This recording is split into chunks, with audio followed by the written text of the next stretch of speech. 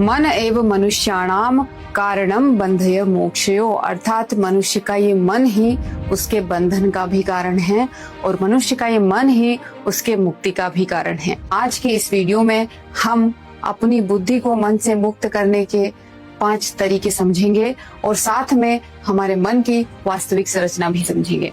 तो हमारे महाभारत का जो रथ है इसका सबसे अच्छा उदाहरण है। अगर इसके माध्यम से आप इसको समझेंगे तो बहुत जल्दी समझ जाएंगे कि कैसे हमारे माइंड की रियल एनाटॉमी वर्क करती है। तो ये जो घोड़े हैं रथ के, इनको आप कंपेयर कीजिए आपके सेंसेस से, जो आपकी ज्ञानेंद्रिया होती है, आपके आंख, नाक, कान, त्वचा क्या देखती है, महसूस करती है, कैसे इनपुट आपकी बॉडी को देती है, वैसे ही फिर आपका आगे का जो है ये रथ चलता है।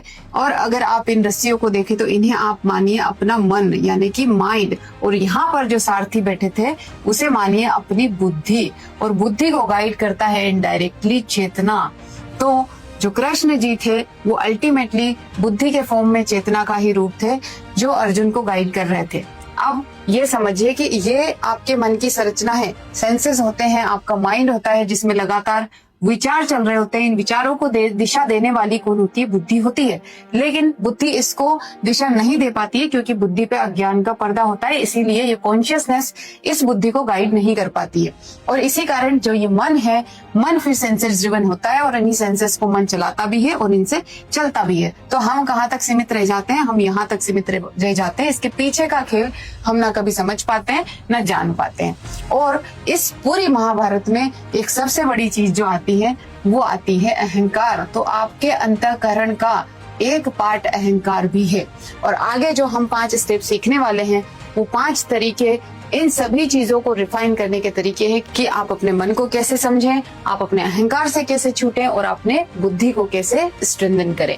लेकिन आपको ये समझना चाहिए कि वास्तव में हम ये वाली फील्ड को क्यों नहीं समझ पाते, क्योंकि जो मन है ना, ये इसका गुण धर्म है लगातार चलना, भ्रम पैदा करना, और उसमें ये अहंकार बड़ी भूमिका निभाता है।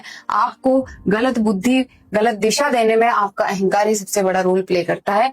वो हम समझेंगे, लेकिन उससे ज्यादा ये समझिए कि आखिरकार आपका मन आपको बांधता कैसे है। अगर इस संसार में आप धन से, वैभव से, सम्मान से आसक्त हो गए तो यही आसक्ति आपके अहंकार को ईंधन देती है और आपके मन को मजबूत बनाती है। जब आपका मन इतना मजबूत हो जाता है कि वो ना तो आपकी बुद्धि से प्रभावित हो रहा है ना आपके सेंसेस से प्रभावित हो रहा है, वहां इंडिपेंडेंटली ही चल रहा है, तो फिर वो सब को अपने अंदर समा लेता है और आपको लगता है कि आपका स्वयं पर कंट्रोल ही नहीं है, नियंत्रण ही नहीं।